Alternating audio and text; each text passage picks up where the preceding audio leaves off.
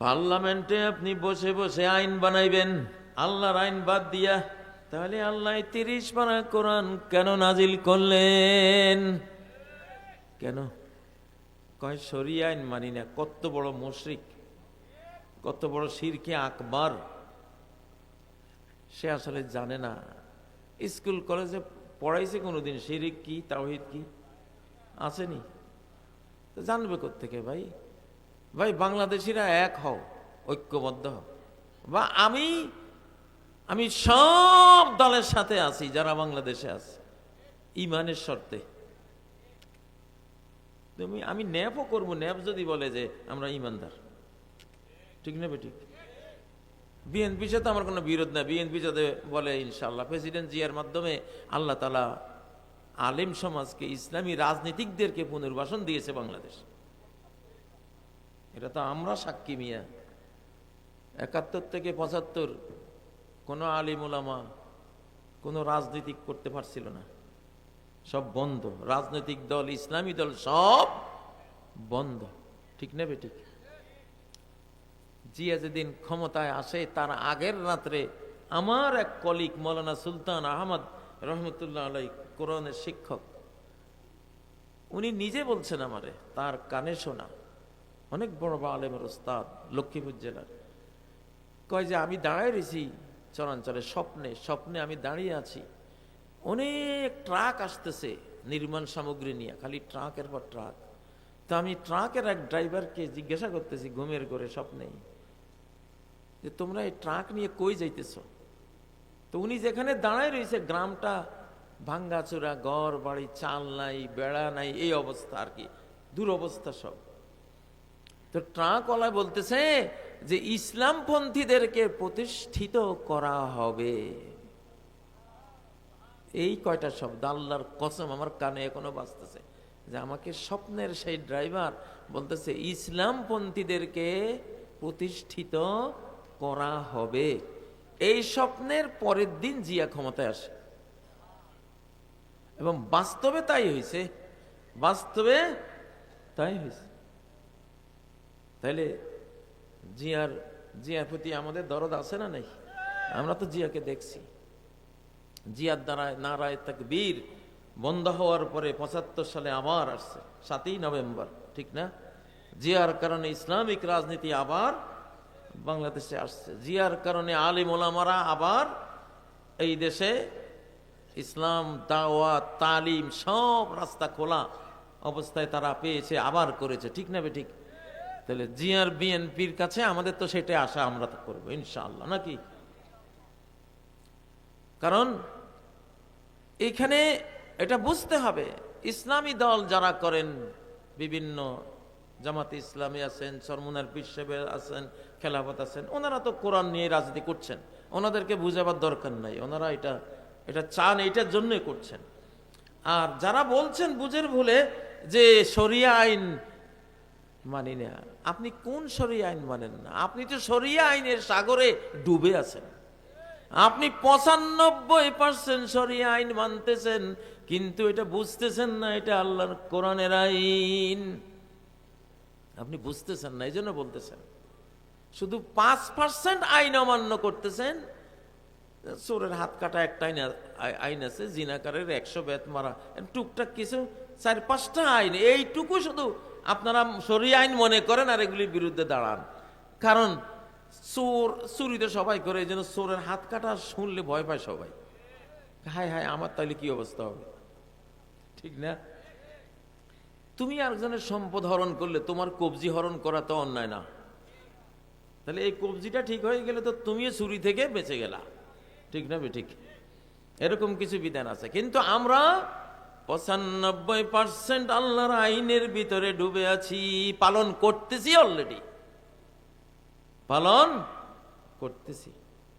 যিনি বলেন শরিয়া আইন মানবেন না, তিনি খতনা করাইছেন না? ওনার খতনা আছে না নাই? মুসলমানি করাইছেন কিনা? এটা কি ইংরেজ আইন না শরিয়া আইন? এটা রাসূলের আইন না? এটা আল্লাহর আইন না? তাইলে আপনি শরিয়া আইন মানলেন না কই? আপনি মানছেন তো, মানছেন তো। ও ভাইয়েরা, স্বামী স্ত্রী আপনারা ফরজ গোসল করেন কিনা? বাংলাদেশে এই মাসলা তো জানা আছে, ফরজ গোসল তো করে। কার আইন এটা? কার আইন? আপনি বিবাহ করেছেন কিনা? আপনার বৈধ স্ত্রী আছে কিনা? কার আইন?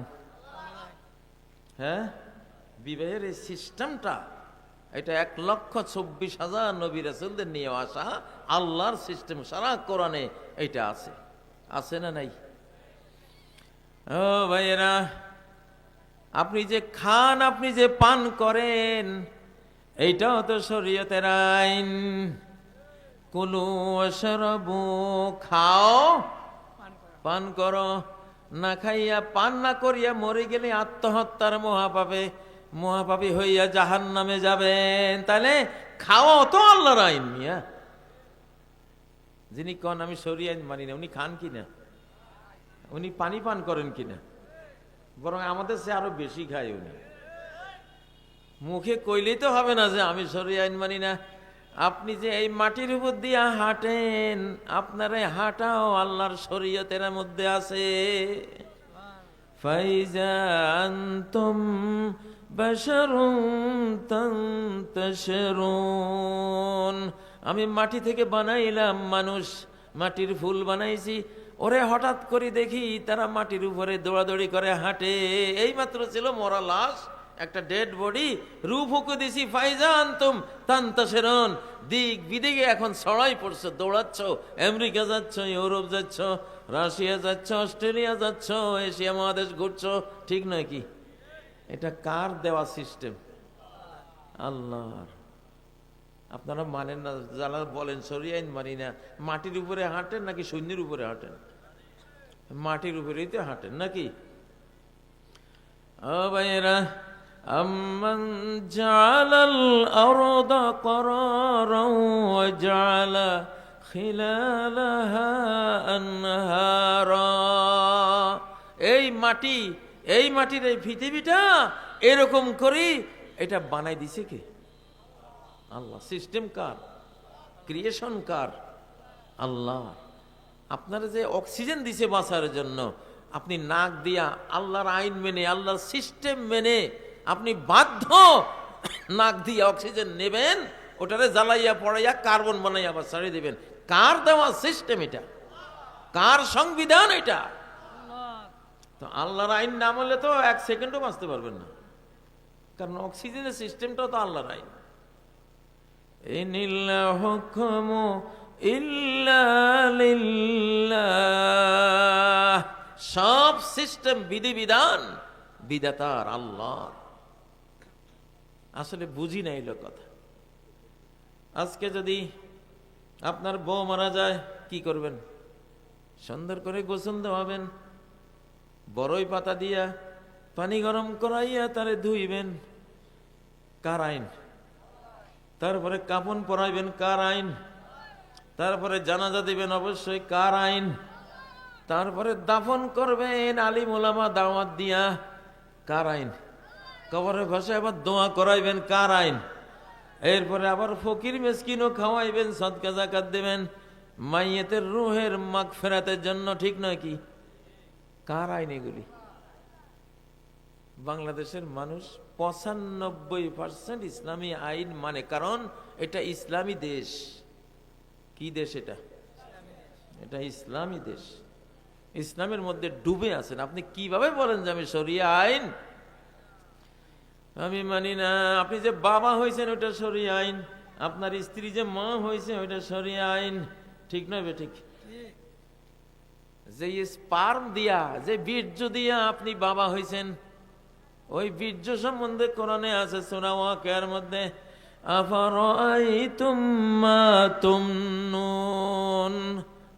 একটু শরমের কথাই আল্লাহই কইছেন, আফারাআইতুম মা তুমনুন। ও বেটারা, আমার উপরে অহংকার করিস, আমার উপরে শেঠগিরি দেখাস, তুই যে বীর্যপাত করিস, তোর এই বীর্য কি তুই বানাইছ? কে বানাইছে? আনতুম তাখলুকুনহু, তোমরা কি এটা সৃষ্টি করো, আম নাহনুল খালিকুন, নাকি তোর এই সন্তান সৃষ্টির এই উপকরণটা, স্পার্ম বীর্যটা আমি আল্লাহ বানাইছি? কে বানাইছে? আল্লাহ বানাইছে। তো তুই আল্লাহর আইন মানুষ নাকি? কোন জায়গাত মানুষ না তুই? তুই দেখা বুঝের ভুল। কিসের ভুল? ভুল আর ভুল, শুধুই ছিল ভুল।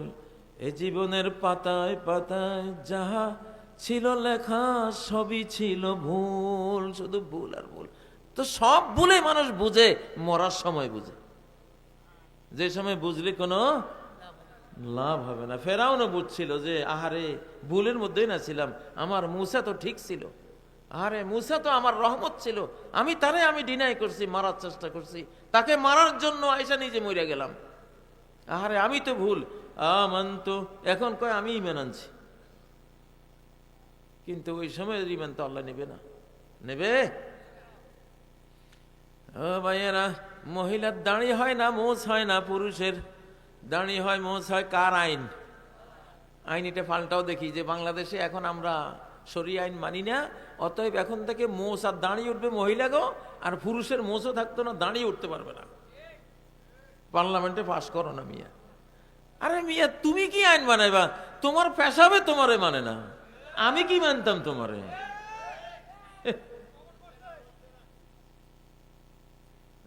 পেশাবে ধরছে মন্ত্রীর আইন, যারা লর্ড আইন বানায় ওনার পেশাবে ধরছে। আমি বললাম না, বসেন মিয়া, উঠতে পারবেন না।